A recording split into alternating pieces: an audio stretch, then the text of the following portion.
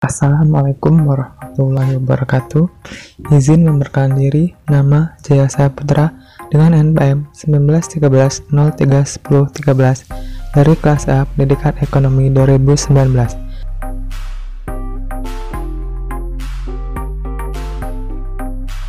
Menurut Financial Accounting Standard Board, pendapatan adalah arus masuk atau penambahan lainnya pada aktiva satu kesatuan usaha atau penyelesaian kewajiban-kewajibannya, atau kombinasi keduanya dari pengiriman atau produksi barang, pemberian jasa, atau kegiatan lain yang merupakan kegiatan utama atau pusat dari satuan usaha yang berkesinambungan.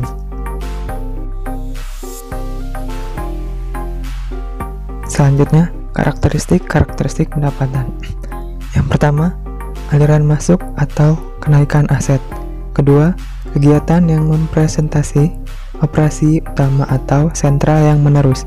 Ketiga, pelunasan, penurunan, atau pengurangan kewajiban. Keempat, suatu entitas. Kelima, produk perusahaan. Keenam, pertukaran produk. Ketujuh, menyandang beberapa nama atau mengambil beberapa bentuk. Ke-8, mengakibatkan kenaikan ekuitas. Lalu ada pengakuan pendapatan. Pengakuan merupakan pencatatan jumlah rupiah secara resmi ke dalam sistem akuntansi, sehingga jumlah tersebut terrefleksi dalam statement keuangan. Pengertian pendapatan harus dipisahkan dengan pengakuan pendapatan. Bahkan, pengertian pendapatan sebenarnya juga harus dipisahkan dengan pengakuan pendapatan. Dengan demikian, suatu jumlah yang memenuhi definisi pendapatan tidak dengan sendirinya jumlah tersebut diakui atau dicatat secara resmi sebagai pendapatan. Pengakuan pendapatan tidak boleh menyimpang dari landasan konseptual. Oleh karena itu, secara konseptual, pendapatan hanya dapat diakui jika memenuhi kualitas, keterukuran, dan keterandalan. Selanjutnya ada pembentukan pendapatan. Konsep pembentukan pendapatan menyatakan bahwa pendapatan terbentuk, terhimpun, atau terhak bersamaan dengan dan melekat pada seluruh atau totalitas proses berlangsungnya operasi perusahaan, dan bukan sebagai hasil transaksi tertentu. Operasi perusahaan meliputi kegiatan produksi, penjualan, dan pengumpulan piutang.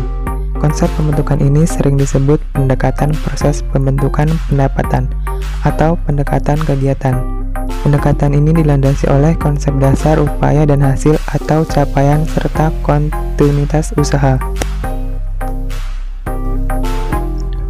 Kemudian ada realisasi pendapatan.